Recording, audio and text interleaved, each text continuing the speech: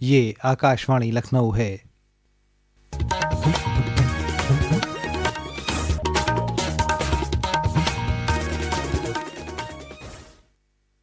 इलाकाई खबरों के साथ मैं आमिर हुसैन सिद्दीकी।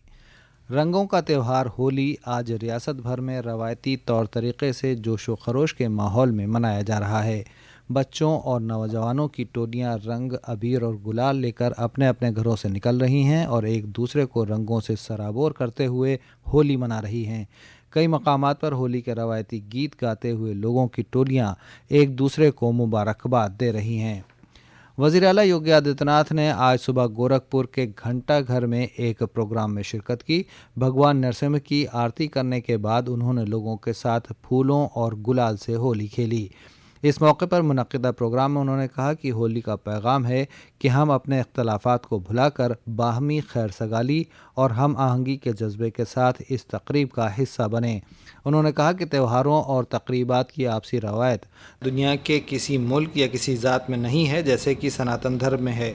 भारतीयों को त्योहारों और तकरीबात के ज़रिए मुल्क भर में हर सिमत से जुड़ने का मौका मिलता है। पर्व और त्योहारों की ऐसी परंपरा दुनिया के पास किसी भी अन्य देश में, किसी भी अन्य जाति, मत या मजहब के पास नहीं, जितनी समृद्ध परंपरा सनातन धर्म के पास है। सनातन धर्म की ताकत ही हमारी आस्था है, और आस्था की आत्मा है हमारे त्योहारों में। ब्रज में होली का खुसूसी जोश है। होली पर ब्रज के तकरीबन सभी मंदिरों में खुसूसी इनेकाद किए गए हैं, जिनमें बड़ी तादाद में लोग शिरकत कर रहे हैं।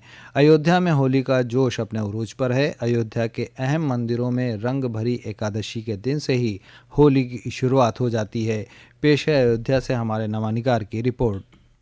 वैदिक मंत्रोच्चारण के बीच कल रात्रि जो ही होलिका में अग्नि प्रज्वलित हुई, युवकों की टोलियां थिरकने लगी। अयोध्या में होली खेलने की परंपरा प्राचीन है, जिसमें संत, भक्त और भगवान के बीच होली खेली जाती है। इसी परंपरा के निर्वहन में कल नवनिर्मित राम मंदिर सहित अन्य मंदिरों में फूलों की होली खेली गई और आज सुबह श्रृंगार के साथ रामलला को गुलाल लगाया गया, जिसे देख भक्त निहाल हो उठे। अब जो आसमान में सूरज की तपिश बढ़ेगी, अयोध्या की सड़कों और मंदिरों में उड़ेंगे अबीर, गुलाल और रंग। तन्मय सोनी, आकाशवाणी समाचार, अयोध्या। काशी में भी होली का खुसूसी जोश देखा जा रहा है।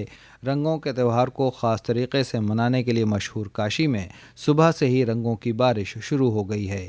एक रिपोर्ट।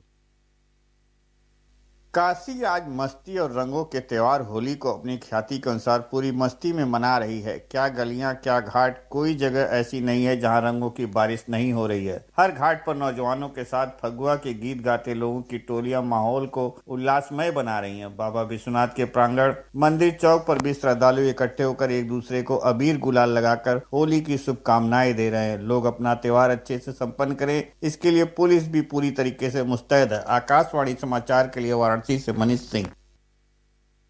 होली और जुमे की नमाज को देखते हुए आज रियासत में हाई अलर्ट रहेगा। डीजीपी प्रशांत कुमार और एडीजी कानून निज़ाम अमिताभ यश ने रियासत के हसास ज़िलों में ख़ास चौकसी बरतने की हिदायत दी है। उन्होंने कहा है कि अहम मकामात पर निकलने वाले जुलूसों के दौरान वाफिर मकदार में पुलिस फोर्स तैनात रहेगी। इसके अलावा भीड़ भाड़ वाले इलाकों में ड्रोन कैमरों से निगरानी की जाएगी। लखनऊ ईदगाह के इमाम खालिद रशीद फिरंगी महली ने उम्मीद जताई है कि होली और रमज़ान का दूसरा जुमा अमन के साथ गुजरेगा। उन्होंने लोगों से अफवाहों पर ध्यान न देने की अपील की है। रियासत के नायब वज़ीर आला केशव प्रसाद मौर्य ने आज लखनऊ वाक़ अपनी सरकारी रिहाइश पर हुकूमत के वज़रा, बीजेपी के ओहदेदारान और आवाम के साथ होली खेली। उन्होंने रियासत के लोगों को होली की मुबारकबाद दी और कहा कि पूरी रियासत में रंगों का त्यौहार जोश व खरोश के माहौल में मजहबी तौर तरीके से मनाया जा रहा है। उन्होंने कहा कि हुकूमत ने जुमे की नमाज को देखते हुए हिफाजत के पुख्ता इंतजाम किए हैं।